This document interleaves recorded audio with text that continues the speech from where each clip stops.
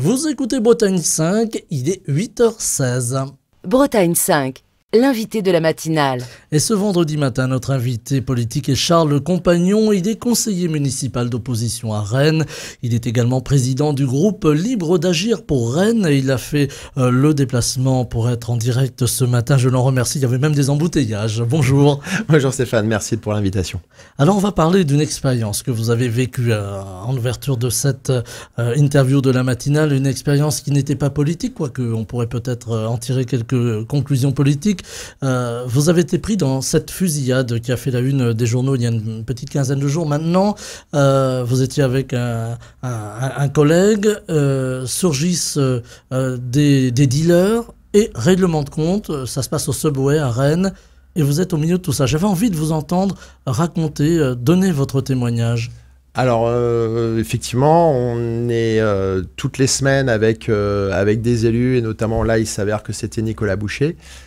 Toutes les semaines, on est dans les quartiers, soit à la rencontre des habitants, soit pour donner rendez-vous dans les quartiers de la ville. Et là, on avait donné effectivement un jeudi 17 avril, rendez-vous à quelqu'un. Et puis, on cherchait un endroit, un café, un PMU pour faire ce rendez-vous autour d'un café. Et puis, il s'avère que là, c'était le Subway qui était ouvert, à côté c'était fermé et on s'est installé pour commencer notre rendez-vous. Et effectivement, nous sommes retrouvés au milieu d'une fusillade, d'un règlement de compte, puisque c'est a priori ça qui se dessine aujourd'hui. Et voilà, on a vu des jeunes se réfugier juste derrière nous et puis d'autres arriver quelques minutes après avec une arme de guerre et une arme de poing et puis leur tirer dessus. Il s'avère que... je me suis retrouvé entre les deux, donc j'ai eu mon salut qu'au fait de plonger au sol en attendant que les balles passent au-dessus, atteignent malheureusement 3 personnes quand même, 3 jeunes qui étaient visés. Et puis voilà, pour résumer très rapidement la scène qui est, comme j'ai dit, c'était une scène de film de Tarantino. On est au moment du Festival de Cannes, voilà, c'était au milieu, et d'ailleurs ça paraît même... assez surréaliste de le raconter encore parce que ça me paraît même plus vraisemblable à moi tellement c'est énorme.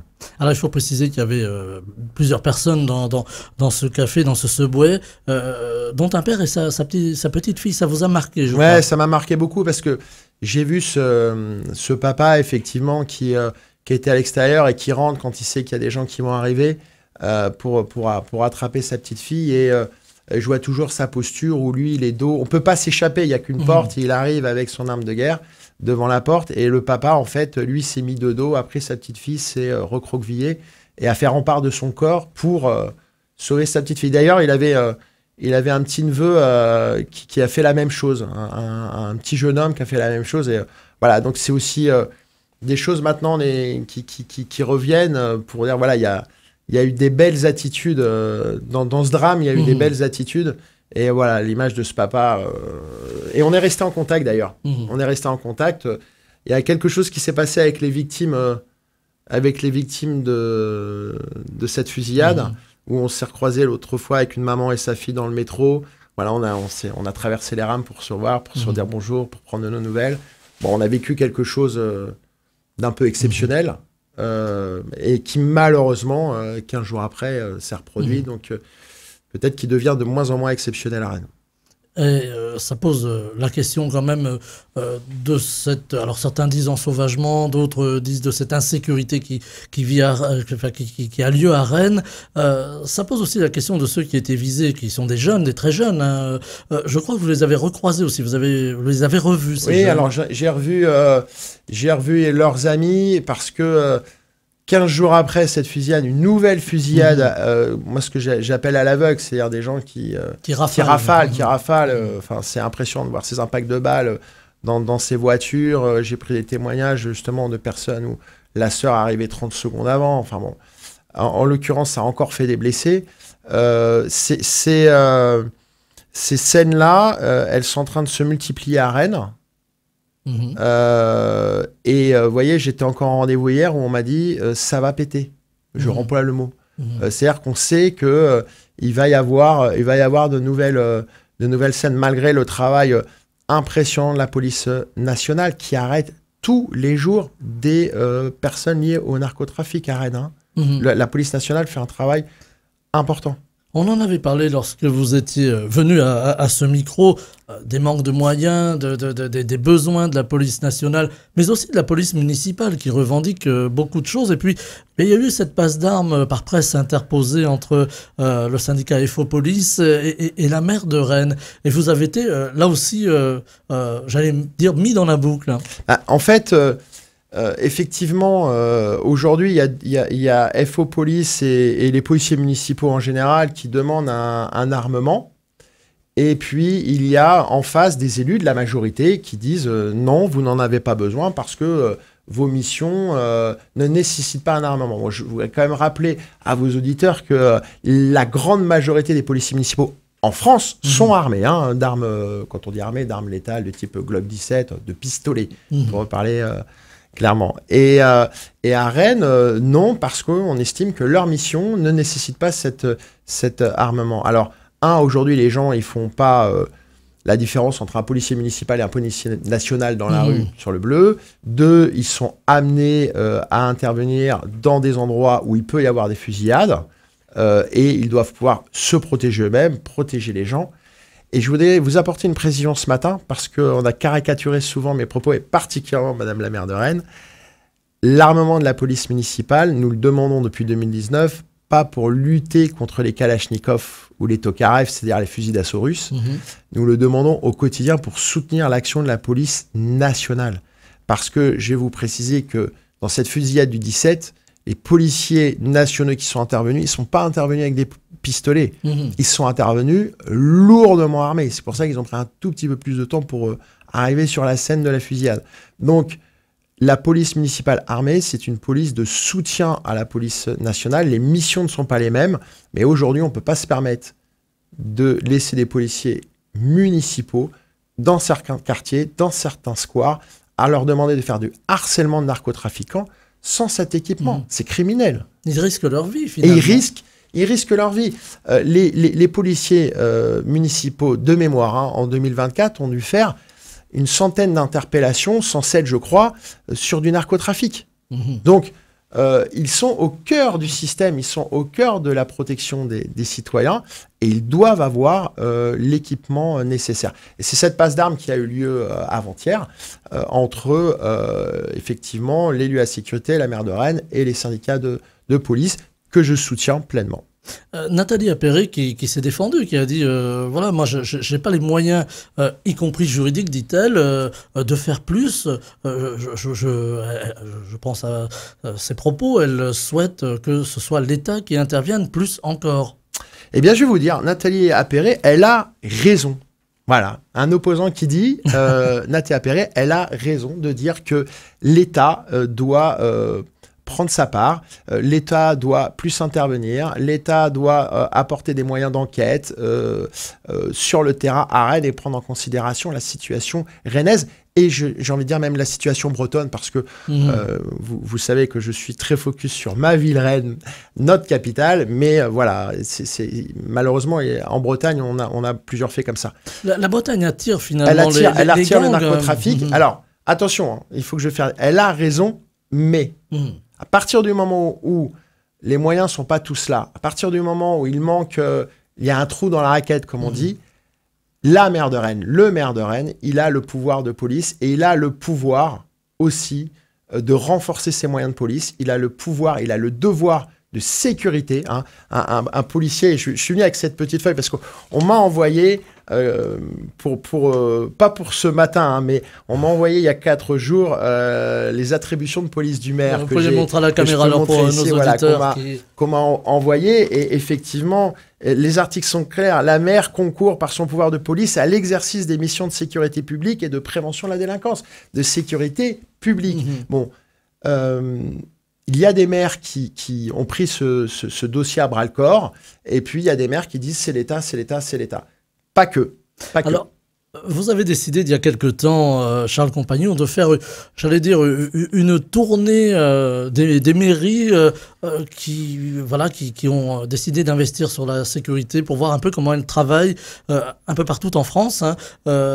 C'était pour vous une volonté de pouvoir lister un petit peu ce qui se fait, de pouvoir comprendre comment les gens travaillent? Tout à fait. Ça se situe dans dans un programme que j'ai dressé, que nous avons dressé avec toute une équipe, où en 2020, effectivement, avec d'autres, j'ai été élu président de groupe d'opposition à la mairie de Rennes. Donc, je travaille sur le terrain, Rhénaux-Rennais, les conseils municipaux, il y en a un lundi prochain, 19, les conseils métropolitains. Donc ça, c'est le travail local. Et puis, effectivement, j'ai élargi ce travail au-delà du périphérique rennais pour aller à la rencontre de certains maires de l'Ouest pour aller voir ce qu'on appelle en entreprise les bonnes pratiques et voir comment ces bonnes pratiques peuvent s'appliquer à Rennes. Donc, effectivement, j'ai eu le privilège d'être reçu par le maire d'Angers. J'ai passé 2 jours de voyage d'études aussi à Toulouse. J'avais rencontré Joël Bruno, le maire de Caen aussi. Voilà, pour voir comment eux prennent ces dossiers-là. Et quand je me déplace, je vois plusieurs dossiers. La sécurité, bien sûr, les mobilités, l'urbanisme.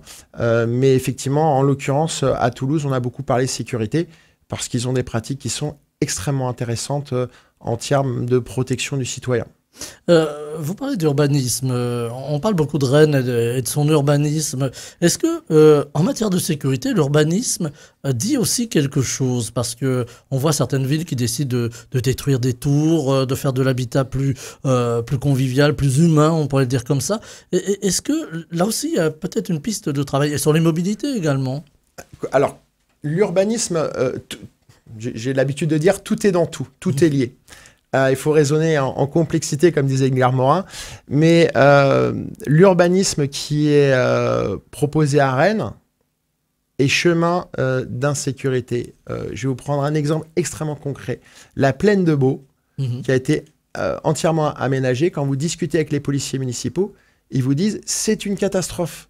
Parce que la manière dont sont construits les immeubles, la manière dont on a refait des cours intérieurs, la manière dont on a des escaliers qui permettent pas à des scooters de police ou des VTT ou des véhicules d'intervenir, des passages très étroits, ils disent cet urbanisme-là, cet aménagement-là, c'est fait sans concertation avec la police nationale ou municipale et c'est potentiellement chemin d'insécurité. Donc effectivement, aujourd'hui, quand on pense urbanisme, on doit penser aussi sécurité. Et l'urbanisme en lui-même n'est pas non plus la panacée parce qu'on voit que au Blône, où tout a été rénové, la place du Bana entièrement neuve, le conservatoire, un bel équipement, c'est quand même là où en mars 2024, il y a une fusillade de plus d'1 heure au pied des immeubles rénovés. Donc la rénovation urbaine que met en avant Nathalie Appéré, c'est forcément quelque chose de bien, mais s'il n'y a pas le deuxième volet, qui est le volet présence policière, répression, installation de caméras, et tout le dispositif qu'on réclame depuis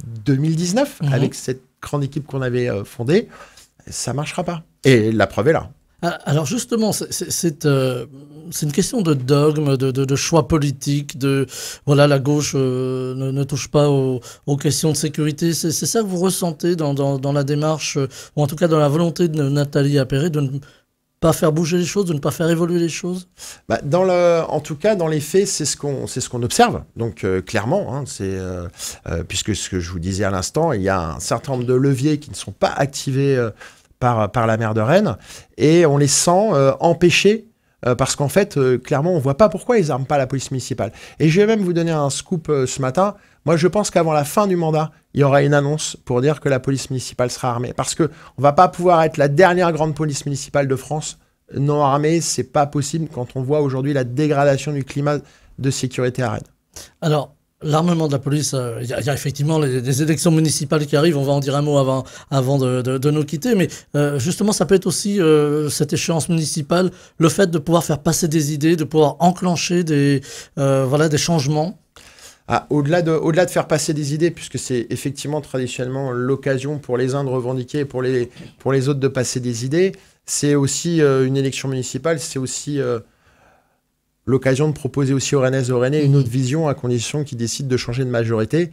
Donc c'est sur ce thème-là qu'avec un grand rassemblement, on travaille depuis maintenant 6 ans à Rennes. Justement, un rassemblement à droite et au centre, alors on voit qu'il y a beaucoup de choses qui bougent, hein. Est-ce qu'on peut imaginer demain une alternance à Rennes, un changement à Rennes? Alors on l'imagine d'autant plus cette alternance qu'elle nous est beaucoup demandée sur le terrain. Je vous disais en début d'entretien que je suis toutes les semaines sur le terrain. Ça fait 6 ans, je crois que je viens de faire ma 162e visite de quartier à La Touche. Donc voilà, on récolte vraiment ce que nous disent les Rennaises et les Rennais, les milliers de Rennais qu'on a rencontrés. Il y a une demande, en tout cas, d'une autre vision pour la ville, d'un autre destin pour la ville. Et ce destin-là, cette alternance-là, elle sera rendue possible, effectivement, à condition d'avoir un grand rassemblement. Moi, je m'étais engagé dans un rassemblement, parce qu'à l'époque où je m'étais présenté en 2020, où j'avais été élu, j'avais pas d'étiquette. Et autour de moi, effectivement, il y avait des LR, il y avait du Modem, il y avait de l'UDI, il y avait le Parti breton. Donc, on était déjà dans cette idée de rassemblement. Aujourd'hui, on rassemble un peu plus large encore. Tous ces partenaires-là, on continue à discuter avec eux. Et c'est une condition sine qua non d'une alternance à Rennes. C'est pas la condition unique. Mais en tout cas, sans rassemblement, effectivement, il n'y a pas d'alternance à Rennes. J'ose la question provocante. Vous vous imaginez dans le costume de maire de Rennes? Alors, je vais vous dire que je me rase le matin. Voilà, alors écoutez, voilà, on peut imaginer que vous y pensez un petit peu quand même. Charles Compagnon, on voit un contexte politique qui a beaucoup bougé ces dernières années. Il y avait le président de la République en début de semaine qui s'est exprimé à la télévision chez nos confrères de TF1. J'avais envie, sur un volet un peu plus politique, de vous entendre sur cette expression présidentielle. Est-ce que pour vous, le président a encore réussi à convaincre les Français ou plus du tout? Je pense que l'exercice est compliqué. Je crois que je fais partie des 5 millions de Français je crois qu'on dû regarder un petit peu. Je vous parlais de vision pour Rennes tout à l'heure. J'ai pas vu la vision pour la France.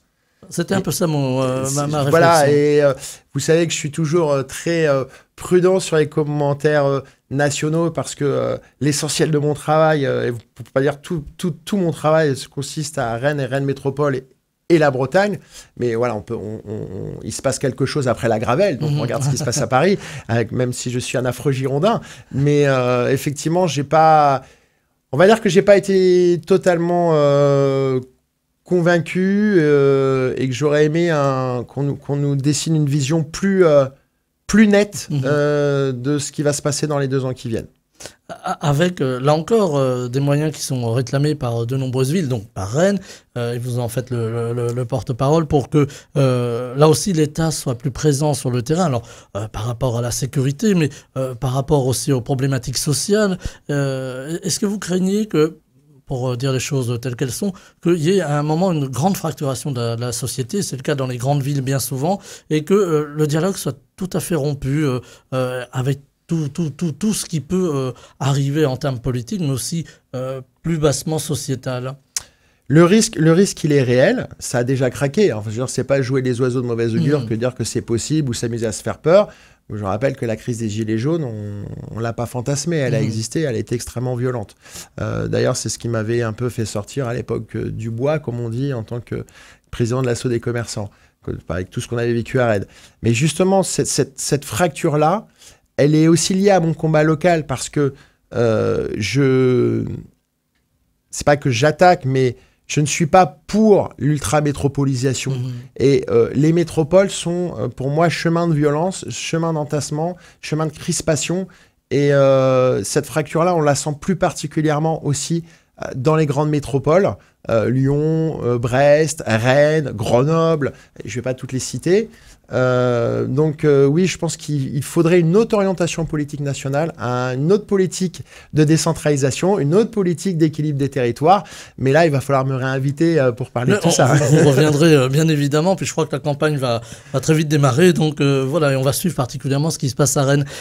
Du point de vue sociétal, on le voit aussi, il y a une crise économique aujourd'hui. On retrouve souvent parmi, ça nous ramène un petit peu au propos du début avec ces fusillades à Rennes, on retrouve souvent de jeunes hommes, c'est souvent de jeunes hommes qui se retrouvent embarqués dans le trafic de stupéfiants, finalement par esprit de lucre, pour gagner de l'argent. Est-ce que là aussi on a pas proposer d'alternative à ces jeunes hommes qui finalement se retrouvent dans ce trafic-là? Alors, ils sont forcément à un moment donné abandonnés. La question aussi peut pas être répondue, mais je vais le faire en 30 secondes, parce qu'elle touche à l'éducation, elle touche à la prévention, elle touche aux mamans qui élèvent seuls les enfants. Je pense à un QPV comme Morpa, où c'est une vraie problématique, problématique d'autorité familiale. Comment vous voulez dire à un enfant d'apprendre ces tables de multiplication quand en sortant du primaire, il y a un gars qui va lui dire, il faut que vos auditeurs entendent ça, qui va lui dire, tiens, je te donne 50, 100 euros pour aller me chercher un kebab ou alors pour me prévenir si la police arrive. Moi, je les vois, je suis dans les quartiers, je suis sur tous les points de deal. Et vous discutez en observateur. avec eux. Vous avez discuté avec eux déjà? Bien sûr, je discute. Et ils savent ce que je pense. Quand je discute avec eux, je commence toujours par vous savez ce que je pense de votre business. Voilà, pour qu'il n'y ait pas de mauvaise interprétation de nos dialogues.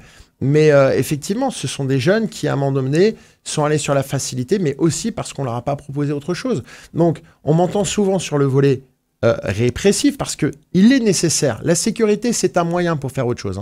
La sécurité, c'est un moyen pour aller manger un cookie un après-midi, c'est un moyen pour une dame d'aller chez le médecin sans risquer de se faire agresser, ou d'un monsieur d'aller travailler. Mais le volet médiation, le volet prévention, le volet éducation. Là, moi, je suis affolé de voir qu'on ne remplace plus les professeurs dans les écoles. Je suis affolé de voir qu'il y a des classes qui ferment. Enfin, voilà, tout ce volet. Et là, l'État a sa part, clairement. Là, pour le fait, c'est l'État qui a sa part. Mais toute cette prévention, cette éducation, cette médiation, cet urbanisme, ces mobilités, tout doit être mis en place pour être chemin d'apaisement ou de sécurité pour les citoyens. Et puis il y a les réseaux sociaux qui sont très pratiqués. Alors évidemment par les gangs, on pourrait le dire comme ça, mais c'est un peu le terme mexicain. Ça fait presque peur finalement de se dire qu'aujourd'hui on a des gangs. Aujourd'hui, on a des gangs, et on a même, on peut employer le mot, parce que c'est pas moi qui le dis, c'est le ministère de l'Intérieur, on a des mafias, mafias marseillaises, enfin il y a des mafias un peu partout, des mafias liées au narcotrafic, parce que la mafia a toujours existé, mais le milieu, comme on l'appelait. Mais là, il y a une nouvelle génération de mafias extrêmement violentes. On voit bien complètement déshumanisées. On voit bien que ces jeunes, quand ils sont arrêtés, ils ont parfois 16 ans, 17 ans, et ils tirent à l'arme lourde, à l'arme de guerre. C'est complètement déshumanisé. Et effectivement, ce phénomène-là, si à un moment donné, on ne dit pas stop, mais avec un grand S, on ne pourra plus l'arrêter, ou en tout cas, ce sera extrêmement compliqué. Or, je fais partie de ces gens qui pensent que la volonté politique peut tout. Il n'y a aucune fatalité. Ça, c'est mon petit côté gaulliste. Voilà. La situation n'est pas désespérée, finalement. La situation n'est pas désespérée. À Rennes, pas plus qu'ailleurs. Avec de la bonne volonté, en faisant exploser les idéologies et les dogmes, en redéfinissant les cadres, en travaillant tous ensemble. Et je pense qu'il y a besoin d'une union sacrée, par exemple, contre le narcotrafic à Rennes. Il faut que ce soit transpartisan, finalement. Voilà, exactement. Et qu'on puisse activer vraiment tous les leviers sans que... Voilà, on entend encore dire qu'à Rennes, on a encore des gens qui disent que les caméras vidéo ne servent à rien, ou que ce sont des idées nauséabondes, etc. Bon, tant qu'on aura ça, par contre, ça ne pourra pas avancer. Avec aussi un aspect, allez, il nous reste 5 minutes, j'avais envie de vous entendre sur l'aspect budgétaire, car aujourd'hui, ça ne vous aura pas échappé, il y a des économies à faire au niveau du budget national, qui est dans l'état que tout le monde connaît aujourd'hui, avec des dotations peut-être revues à la baisse pour les collectivités locales, territoriales, les mairies. Là aussi, il va falloir arriver à composer, faire mieux avec moins. L'exercice budgétaire des mairies, il est extrêmement compliqué. Et d'ailleurs, au dernier budget que nous avons voté, alors en l'occurrence, nous, on ne l'a pas voté, mais sans être l'opposant caricatural, j'ai même salué le travail de l'élu en charge du budget et des services, parce que avec moins, il fallait faire pareil. Il faudrait même faire mieux quand on voit la situation de Rennes. Donc c'est un exercice là, pour le coup, qui est très compliqué. Qui souffre pas les caricatures, qui souffre pas les postures, y compris même d'un opposant. C'est quelque chose comme forcément on se projette, c'est quelque chose qu'on aura à voir en 2026 aussi, et en 2027 et 2028. Donc il faut être extrêmement prudent sur les prises de position, parce que c'est très compliqué. Et le budget de la ville de Rennes, c'est 460 millions d'euros. Je ne sais pas si les gens en ont conscience. Donc c'est un budget très conséquent. Mais avec ces 460 millions-là, il faut administrer 226 000 personnes. Donc c'est une tâche qui est complexe. Il y a des investissements à faire, il faut beaucoup de choses à faire, il faut renouveler les équipements et il faudra faire des choix parce que le budget d'une ville ne peut pas être en déséquilibre, contrairement au budget de l'État. Voilà, qui est très fortement déséquilibre. C'est presque un pléonasme que de le dire. Avec aussi une demande sociale importante. On le voit aujourd'hui, il y a beaucoup de réfugiés à Rennes qui ne trouvent pas de logement, qui se retrouvent dans des campements sauvages. Là aussi, il faut avoir un aspect humain, il faut voir les choses par le prisme humain. Alors, il faut le voir par le prisme humain parce que quand on parle d'un cas, il est forcément terrible. Après, à Rennes, on a aussi un écosystème qui amène des gens. Je le dis, je sais que c'est politiquement hyper incorrect, mais c'est une réalité de terrain qu'on a pu voir. L'État aussi, les accords du Dublin font beaucoup de choses. Normalement, il y a une péréquation au niveau territorial. Aujourd'hui, il y a des gens qui disent moi, je veux partir, ou on leur dit vous avez un logement, je dis n'importe quoi, à Besançon, et vous avez des associations qui leur disent ah non, partez pas à Besançon, restez à Rennes. Sauf qu'en fait, ils sont dans le parc de Maurepas. Au moment où on se parle, il y a des gens qui sont sous tente, il y a des enfants dans des conditions sanitaires, même si on leur met des toilettes et tout, mais qui sont absolument pas normales. Et je parle même pas des conditions dans l'hiver. Et je crois que là aussi, on a un devoir de regarder tous ensemble la situation.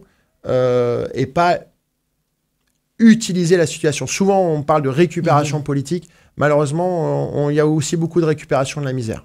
On voit aussi, ça résonne un petit peu avec l'aspect politique. Il nous reste 3 petites minutes. J'avais envie de vous entendre aussi sur la montée de l'extrême droite d'un côté, puis également de LFI de l'autre, de cette gauche très virulente. Est-ce que c'est mauvais pour la démocratie, cette conflagration possible ? La démocratie, elle permet justement toutes les expressions politiques, et c'est ce qu'on veut aussi. Après, la montée de la radicalité dans l'expression politique, dans les partis, elle m'inquiète parce que ça veut dire qu'on n'a pas su parler aussi aux gens, parce qu'une personne qui vote LFI ou une personne qui vote Rassemblement National n'est pas une mauvaise personne. Il faut l'entendre. Et a priori, on n'a pas su lui parler, on n'a pas su lui proposer, et donc elle a un désir de radicalité. Sauf que la solution, elle n'est jamais dans la radicalité. On est en Bretagne, la solution, elle est toujours au milieu. Voilà, c'est ce que j'allais dire. On est quand même dans une terre plutôt de compromis, de discussion. Voilà, des fois, on a du mal à comprendre pourquoi dans une ville comme Rennes, la discussion est si difficile. Parce qu'on a laissé la radicalité prendre la place, parfois même on l'a financée. Alors quand je dis on... la majorité, comme un appui politique. On se sert des troupes pour dire ça nous permettra de garder le pouvoir. Sauf que les pompiers pyromanes, c'est jamais une bonne chose. Avec tous les enjeux, on en parlait tout à l'heure, des municipales évidemment, plus tard de l'élection présidentielle, la fameuse mère des élections, et puis il y aura les élections régionales aussi. En un mot, là aussi, il y a l'aspect régional qui peut intervenir, alors peut-être pas sur des aspects sécuritaires, c'est pas le rôle de la région, mais sur tous les aspects sociaux, sur le développement également. Alors la région a aussi un très très gros rôle à jouer sur les transports. Et sur le développement économique de la Bretagne. Et voilà, moi, par exemple, je suis très, très inquiet du devenir de l'aéroport de Rennes. Voilà, enfin, sur aussi les implantations de sociétés. On voit tous les problématiques qu'il y a eu de sociétés qui n'ont pas pu s'implanter. Et, on n'a pas parlé de la Jeannet, mais bon, ça va s'implanter. Mais on a vu ce qu'a dit le patron de Safran. Et là, la région, c'est la compétence de la région. Et on attend une région forte avec ces deux courants que sont la social-démocratie et la démocratie chrétienne, qui sont les deux courants historiques politiques bretons raisonnables, si je peux me parler ainsi, et qu'on attend de voir en action à la région. On va devoir se quitter parce qu'il y aura encore beaucoup de choses à dire, puis vous allez revenir. J'ai cru comprendre que vous vous rasiez le matin et donc peut-être... Bon, a priori. Voilà, donc peut-être on poursuivra la discussion sur les élections municipales. En tout cas, merci infiniment Charles Compagnon d'être venu au micro de Bretagne 5. Je rappelle que vous êtes conseiller municipal d'opposition à Rennes, président du groupe Libre d'Agir pour Rennes, et merci également pour votre témoignage sur cette fusillade que vous avez vécue sur le terrain. Merci infiniment, je vous souhaite une très belle journée, un très bon week-end. Merci pour votre invitation. Bretagne 5, le 7-9, Stéphane Hamon.